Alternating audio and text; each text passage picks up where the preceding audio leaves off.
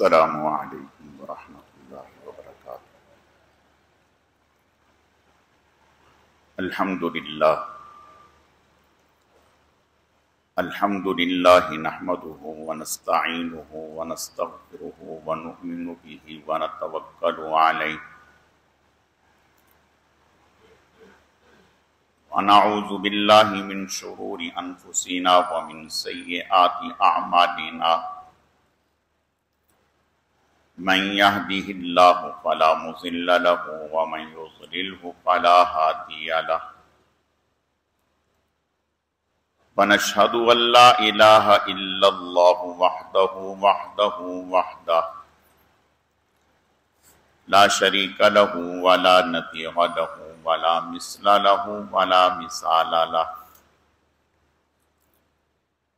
ونشهد أن سيدنا وسندنا وشفيعنا ومرشدنا ومولانا وملجانا محمد وبارك وسلم وصل عليه۔ أعوذ بالله من الشيطان الرجيم، بسم الله الرحمن الرحيم۔ انما المؤمنون اخوة فاصلحوا بين اخويكم واتقوا الله لعلكم ترحمون۔ صدق الله مولانا العظيم وبلغنا رسوله النبي الكريم، ونحن على ذلك لمن الشاهدين والشاكرين، والحمد لله رب العالمين۔ اللهم صل على روضة محمد في الرياض، وصل على بلد محمد في البلاد، وصل على قبر محمد في القبور، وصل على جسد محمد في الأجساد، وصل على روح محمد في الأرواح۔ گرامی قدر معزز حاضرین، میرے واجب الاحترام بزرگوں اور عزیز نوجوان ساتھیوں، میں نے آپ کے سامنے قرآن مجید فرقان حمید میں سے ایک آیت کریمہ تلاوت کی ہے۔ رب ذوالجلال سے دعا ہے کہ وہ ذات بزرگ و برتر مجھے اس کی روشنی میں صحیح صحیح کہنے کی اور سمجھانے کی توفیق عطا فرمائے۔ پھر اللہ رب العزت کی ذات اس مختصر وقت میں جو کچھ کہا سنا جائے، اس کہنے سننے کو محض اپنی رضا کے لیے اپنی بارگاہ میں قبول و منظور فرمائے، ہم سب کی نجات اور ہدایت کا، مغفرت کا ذریعہ اور سبب بنائے۔ میری آج کی مختصر گزارشات کا موضوع اور عنوان اتفاق و اتحاد، اس کی اہمیت، یہ عنوان ہے۔ اسی سے متعلق چند باتیں عرض کرنی ہیں۔ اللہ رب العزت صحیح صحیح کہنے کی، سمجھانے کی، سمجھنے کی، عمل کرنے کی توفیق عطا فرمائے۔ اللہ رب العزت نے قرآن پاک میں مختلف مقامات پر اس بات کی اہمیت کو بیان کیا کہ آپس میں نزاع، جھگڑا نہ کرو، اس سے تمہاری ہیبت ختم ہو جائے گی، تمہاری عظمت جاتی رہے گی۔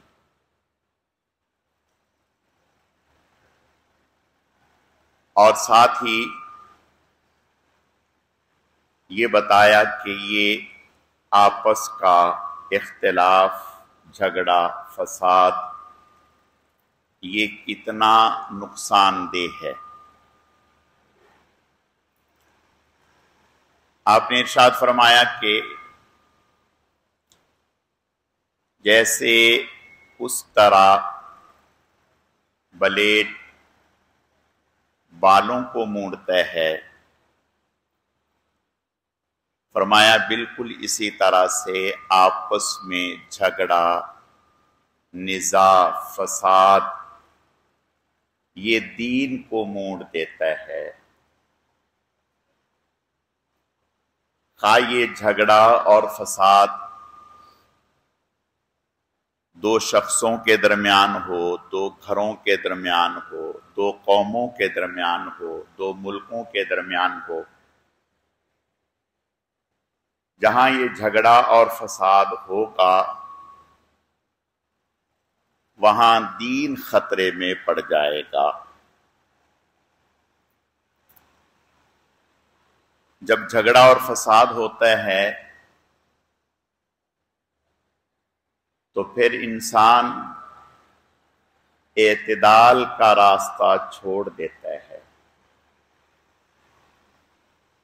پھر اس بات کی پوری کوشش ہوتی ہے کہ دوسرے کو نیچا دکھایا جائے، پھر یہ غیبت سے بھی نہیں چونکتا، پھر یہ بہتان سے بھی نہیں گھبراتا، پھر طرح طرح کے الزامات دوسرے کے اوپر لگاتا ہے، اپنے آپ کو پارسا ثابت کرتا ہے۔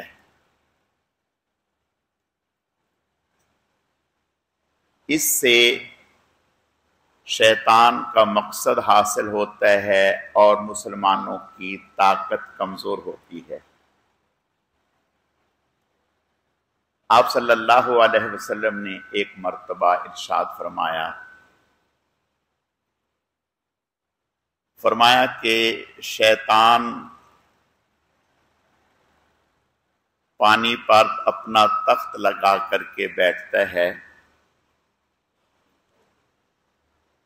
اور صبح چیلوں کو دنیا میں چھوڑ دیتا ہے، پھیلا دیتا ہے۔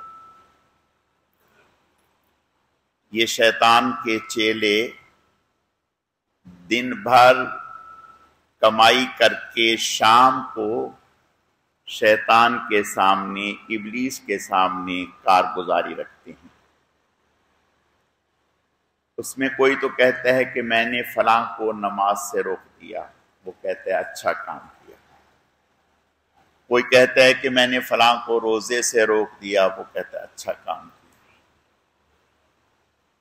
غرض یہ کہ مختلف چیزیں گنواتے رہتے ہیں، پھر ایک آ کر کے یہ کہتا ہے کہ میں نے میاں بیوی میں لڑائی اور جھگڑا کروا دیا، تو شیطان اٹھ کر اسے سینے سے، گلے سے لگا لیتا ہے، کہتا ہے اصل کام تو نے کیا،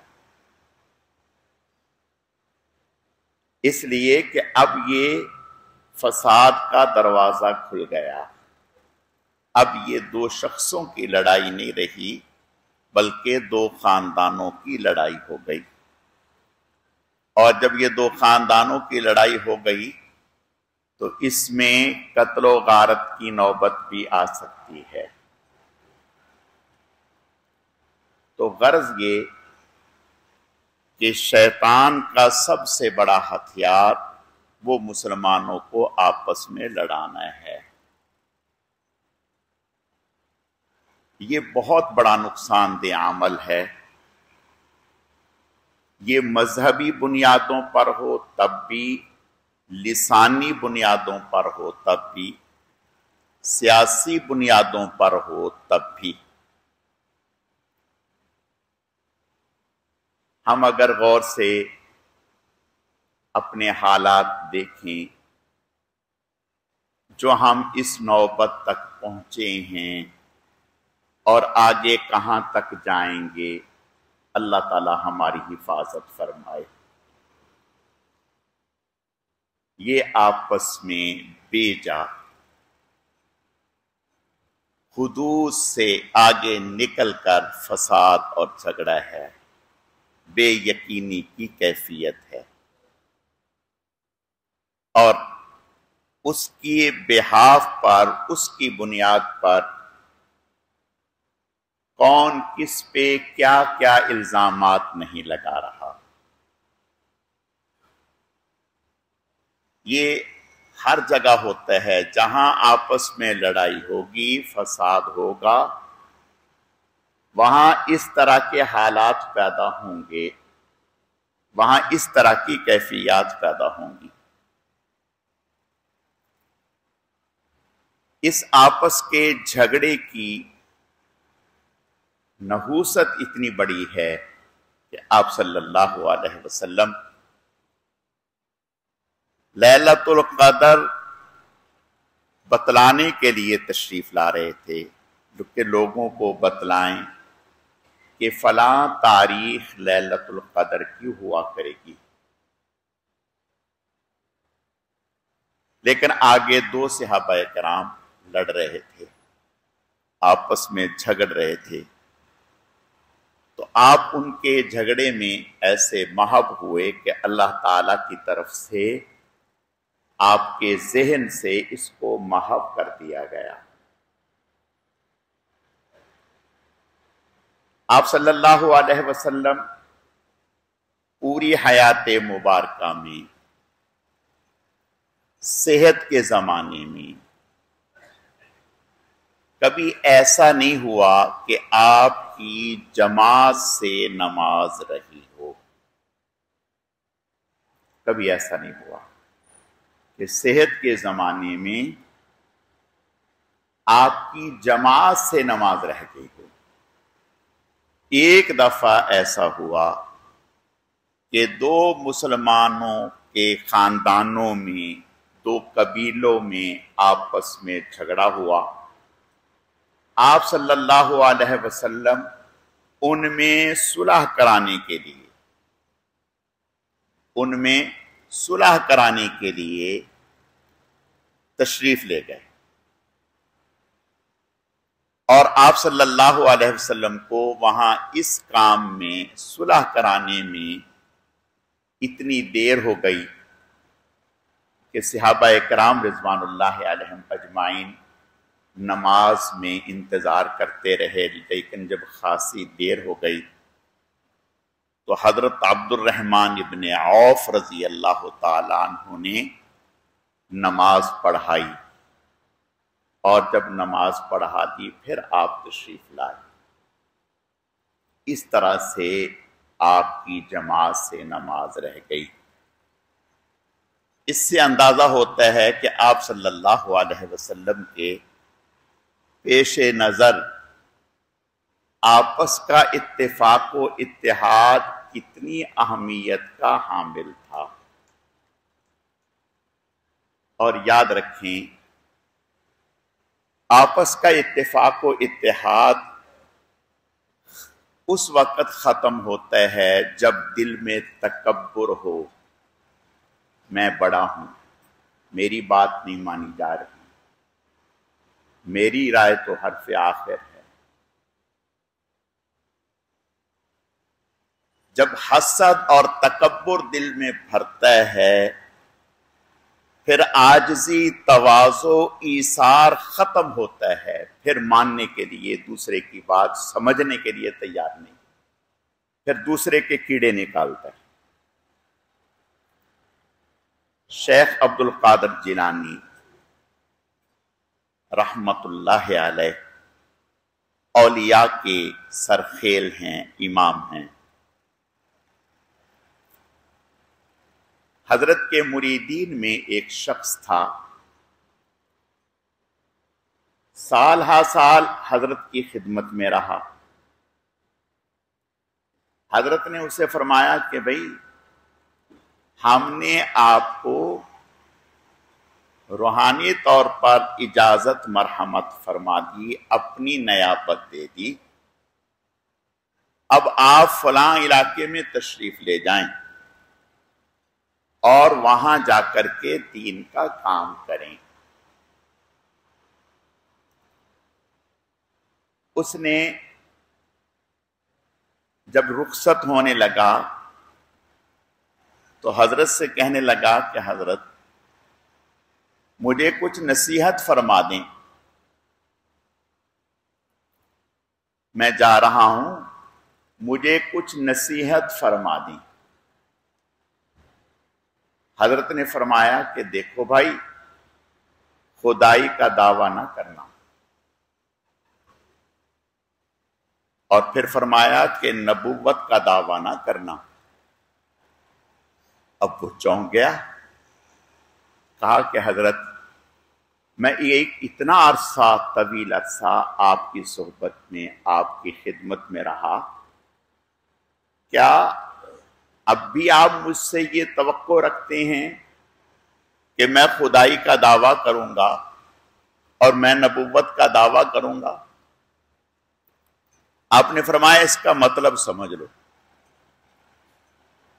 فرمایا خدائی کا دعوے کا مطلب یہ ہے کہ اپنی بات کو اٹل سمجھو۔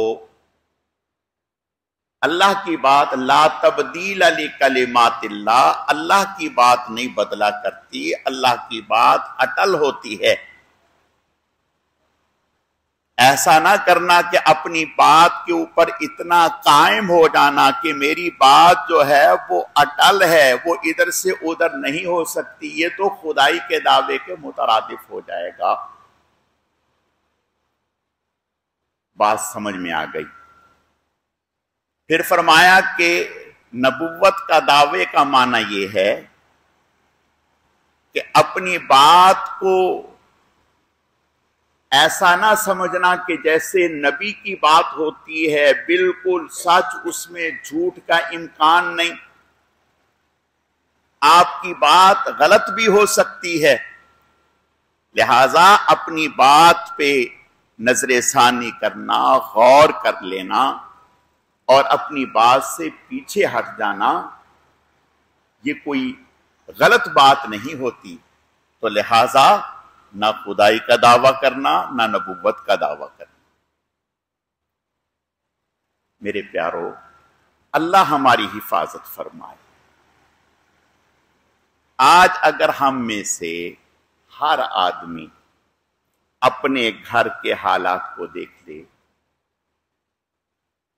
بہو کے بیٹی کے حالات کو دیکھ لیں، رشتہ داروں کے حالات کو دیکھ لیں، اعزاء اقربا کے حالات کو دیکھ لیں، خاندان کے حالات کو دیکھ لیں، ہر آدمی یہ فیصلہ کر کے بیٹھا ہوا ہے کہ صاحب میں تو بالکل ٹھیک ہوں، سارا قصور دوسرے میں ہے،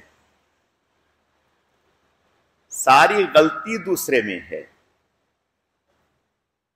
اللہ کے نبی صلی اللہ علیہ وسلم ارشاد فرماتے ہیں، آپ حکیم تھے، اللہ کے نبی تھے، اللہ نے آپ کو بات سمجھانے کا بہت ہی ملکہ عطا فرمایا تھا۔ ایک دفعہ آپ نے صحابہ کرام سے فرمایا کہ تمہیں ایک عمل بتلاؤں؟ صحابہ کرام ہر وقت منتظر رہتے کہ آپ صلی اللہ علیہ وسلم کوئی بات ارشاد فرمائیں اور ہم سنیں، اس کو عمل میں لیں۔ صحابہ کرام فرماتے ہیں کہ جو شہر کے لوگ تھے اکثر حضور کی مجلس میں رہتے تھے، انہیں سوال کرنے کی اجازت نہ ہوتی تھی الا یہ کہ کوئی بہت ہی اہم سوال ہو، ورنہ حکم یہ تھا لا تسألوا عن اشیاء ان تبد لکم تسؤکم، کہ جب تک وحی کا سلسلہ جاری ہے اس وقت تک کوئی سوال نہ کرو، اگر کوئی ضروری بات ہوگی تو اللہ اپنے نبی سے خود ہی فرما دیں گے، کہیں ایسا نہ ہو کہ تمہارے سوال سے امت کے لیے کوئی پریشانی کھڑی ہو جائے۔ میں اس کی مثال عرض کرتا ہوں۔ ایک صحابی حضور سے فرمانے لگے حج کے موقع پر، یا رسول اللہ صلی اللہ علیہ وسلم، کیا ہم پر ہر سال حج فرض ہے؟ آپ خاموش رہے، کوئی جواب نہیں دیا۔ پھر فرمانے لگے کیا ہم پر ہر سال حج فرض ہے؟ آپ خاموش رہے، کوئی جواب نہیں۔ پھر تیسری مرتبہ پھر فرمایا کیا ہم پر ہر سال حج فرض ہے؟ آپ نے فرمایا نہیں۔ آپ نے ارشاد فرمایا میاں اگر میں کہہ دیتا کہ ہاں ہر سال حج فرض ہے تو آپ ذرا سوچو قیامت تک آنے والی میری امت کا ایک ایک فرد اس کی استطاعت رکھتا کہ وہ ہر سال حج کے لیے جاتا۔ آپ کے اس سوال سے میری امت کے لیے کتنی مشکل کھڑی ہو جاتی، تو اللہ نے آیتیں اتار دی، یا ایھا الذین آمنوا لا تسألوا عن اشیاء ان تبد لکم تسؤکم وان تسألوا عنها حین ینزل القرآن تبد لکم عفا اللہ عنہا واللہ غفور حلیم۔ تو صحابہ کرام باہر سے اس انتظار میں رہتے کہ کوئی دیہات کا آدمی آ جائے جو آداب مجلس سے واقف نہ ہو اور وہ کچھ سوال کرے، آپ صلی اللہ علیہ وسلم اس کے جوابات دیں، ہمارے سامنے کچھ علوم کے دروازے کھل جائیں۔ تو صحابہ میں اس بات کا اشتیاق رہتا تھا۔ تو آپ نے ایک دفعہ از خود ہی فرمایا بتاؤ میں آپ کو ایک ایسا عمل بتلاؤں کہ جو نماز پڑھنے سے بھی زیادہ فضیلت رکھتا ہے؟ صحابی فرمانے لگے یا رسول اللہ اچھا، نماز پڑھنے سے بھی زیادہ فضیلت ہے، لیکن اس سے فرض نماز نہیں، نفل نماز دن میں پڑھو رات میں پڑھو۔ پھر فرمایا کہ میں تمہیں ایک ایسا عمل بتلاؤں جو روزہ رکھنے سے بھی زیادہ فضیلت رکھتا ہے؟ صحابی فرمانے لگے یا رسول اللہ اچھا، کوئی ایسا عمل بھی ہے؟ روزے کے بارے میں تو آپ نے یہ ارشاد فرمایا کہ اللہ تعالیٰ فرماتے ہیں روزے کا بدلہ ہم خود ہیں، اس سے بھی بڑا عمل؟ آپ نے فرمایا۔ پھر فرمایا کہ میں تمہیں کوئی ایسا عمل بتلاؤں جو صدقہ کرنے سے بھی زیادہ فضیلت رکھتا ہے؟ اب تو صحابہ کا اشتیاق آسمان کو چھونے لگا، بہت ہی منتظر، یا رسول اللہ ضرور ارشاد فرمایا، ضرور ارشاد فرمایا۔ آپ نے ارشاد فرمایا وہ عمل دو ایسے لوگ جو آپس میں ناراض ہوں کسی وجہ سے، ان میں ملاپ کر دینا، ان میں صلح کرا دینا، فرمایا وہ عمل یہ ہے اس سے نماز نفل پڑھتے رہو، روزہ رکھتے رہو، صدقہ کرتے رہو، اس سے بھی زیادہ اجر و ثواب ہے، اس سے بھی زیادہ اجر و ثواب۔ اللہ ہماری حفاظت فرمائے۔ آج شیطان نے الٹی چال چلا دی، ہم لڑانے میں بڑا مزہ لیتے ہیں، لڑائی کرانے میں بڑی مزہ آتا ہے، بڑی لذت آتی ہے۔ میاں بیوی میں لڑائی، باپ بیٹے میں لڑائی، بھائیوں میں لڑائی، دوستوں میں لڑائی، رشتہ داروں میں لڑائی، لڑائی میں مزہ ہے۔ اور نہ لڑیں تو کہتے یار یہ لڑے کیوں نہیں، لڑنا چاہیے تھا۔ نہیں، اندازہ کریں کہ جس عمل کی اجر اتنا ہے اس کے خلاف کرنے میں، لڑانے میں وبال کتنا ہوگا۔ اللہ ہماری حفاظت فرمائے۔ حضرت امیر معاویہ رضی اللہ تعالی عنہ کے زمانے میں کابل افغانستان، یہاں ایک راجے کی حکومت تھی، ترک راجہ۔ تو وہ ترک راجہ حضرت امیر معاویہ رضی اللہ تعالی عنہ کو سالانہ 10 لاکھ دینار دیا کرتا تھا، 10 لاکھ دینار دیا کرتا تھا، اس بات پر کہ ہم آپ کی ماتحتی میں رہیں گے، آپ سے لڑیں گے نہیں، آپ سے ہماری صلح ہے۔ اس بات پر 10 لاکھ دینار دیا کرتا تھا۔ حضرت معاویہ رضی اللہ تعالیٰ عنہ کے انتقال کے بعد کچھ وقت کے بعد، اب جب مسلمان گئے کابل تو اس کے کابل کے راجے نے جب ان مسلمانوں کو دیکھا تو اوپر سے لے کر نیچے تک دیکھا، اور دیکھنے کے بعد کہنے لگا کہ وہ لوگ کہاں گئے جو پہلے آیا کرتے تھے، جن کے جسم پر کپڑے پھٹے ہوئے ہوتے تھے اور جن کے پاؤں میں جوتے اور ان کے اوپر تسمے کھجور کی شاخوں کے بنے ہوئے ہوتے تھے اور جن کے کپڑوں پر پیوند لگے ہوئے ہوتے تھے، وہ لوگ کہاں گئے؟ انہوں نے کہا کہ وہ تو اس دنیا سے جا چکے، اب اس کے بعد ہم آئے ہیں۔ ان کے ٹھاٹ باٹ تھے۔ انہوں نے کہا جاؤ بھاگو، جاؤ بھاگو، تمہیں 10 لاکھ کیا، تمہیں ہم اپنے درخت کی ایک شاخ نہیں دیں گے، ہم تم سے ڈرنے والے نہیں ہیں، ہم تو وہ جو اس وقت آیا کرتے تھے جن کے ماتھے پر سجدوں کا نور تھا اور جو رات کو مصلی کے اوپر سواری کرتے تھے، اللہ کی بارگاہ میں رویا کرتے تھے، اور دن کو میدان جہاد میں گھوڑوں پر سواری کیا کرتے تھے۔ سادہ لوگ انسان تھے، محبت کے پیکر اور پتلے تھے، آپس میں ایک مٹھی کی مانند تھے، ہم ان سے خوف زدہ ہوا کرتے تھے۔ آپ لوگ بھول جاؤ کہ ہم تمہیں ایک تن کا بھی دیں گے۔ میرے پیارو، یاد رکھو، ہماری عزت، ہمارا وقار تقوی میں، للہیت میں، آپس کے اتفاق و اتحاد میں ہے اور کسی چیز میں نہیں ہے۔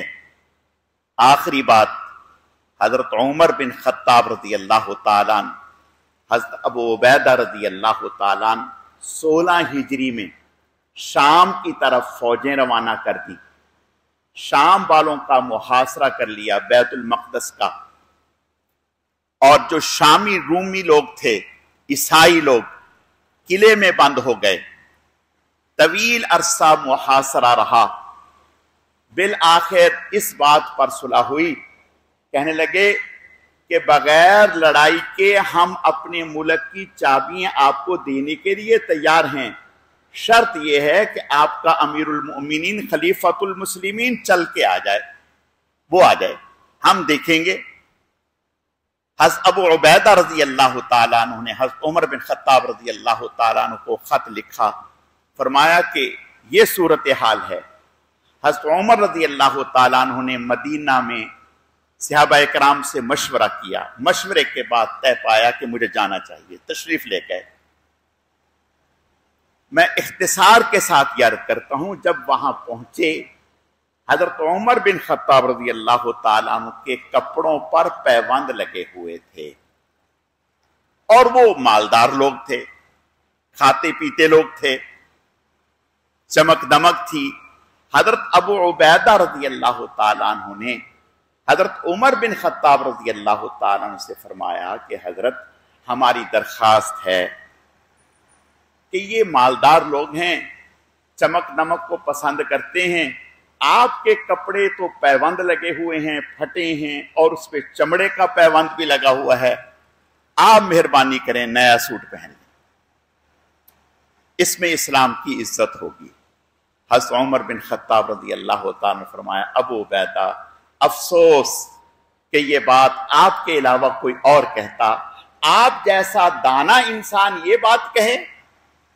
ابو عبیدہ، ہمیں عزت اللہ نے دین کی برکت سے دی، ہم تو ذلیل تھے، ہم سے تو اونٹ نہیں چرائے جاتے تھے، ہم تو معاشرے کے گرے پڑے لوگ تھے، اللہ نے اسلام کی بدولت ہمیں عزت دی، طاقت دی، تو جو عزت ہمیں اسلام سے حاصل ہوئی ہے، جب تک وہ عزت اسلام کے ذریعے ہم حاصل کرتے رہیں گے، اللہ ہمیں قوموں پر بلند رکھیں گے۔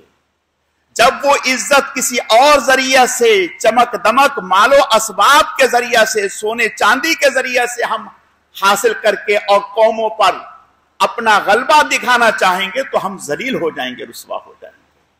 اور پھر تاریخ نے بتایا کہ یہی سادہ لوگ اللہ نے انہیں غالب کیا، یہودیوں نے عیسائیوں نے دونوں ہاتھوں میں چابیاں رکھ کر ان کے سامنے پیش کر دی۔